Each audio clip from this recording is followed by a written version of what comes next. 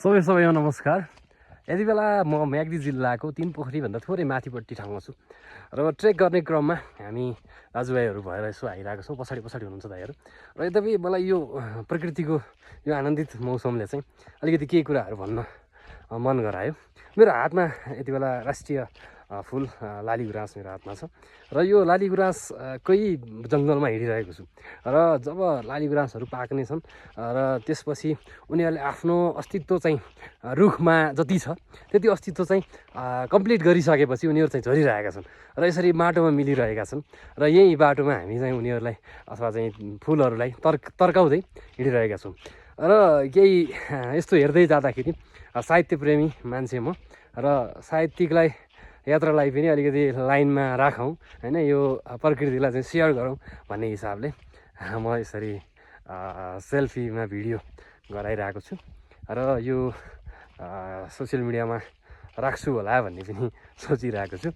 र अलिकति यस्तो खालको मौसममा चाहिँ भनौँ न अलिकति तराईमा धेरै समय बसिरहनु पर्ने परिस्थिति आफ्नो कामहरूले गर्दाखेरि चाहिँ हिमाल चढ्नको लागि अलिकति समय नै छुट्याउनु पर्छ हामी तराईवासीहरूलाई।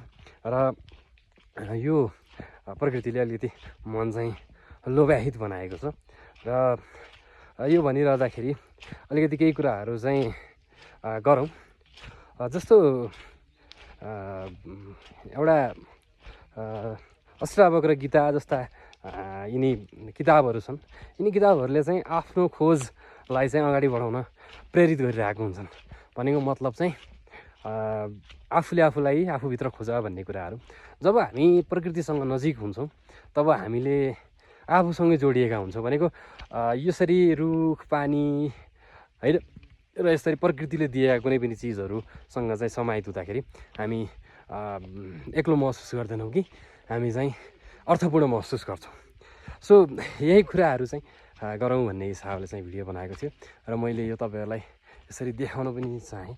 यो देखाउँदै गर्दाखेरि यो देखाउनुको मतलब यो होइन कि म गएको छु भन्दा पनि कसैले आफ्नो नजिकलाई अब्जर्भ गरेर यो भिडियोलाई अब्जर्भ गरेर पनि आफू त्यहाँ समाहित हुन पनि सकिन्छ। त्यो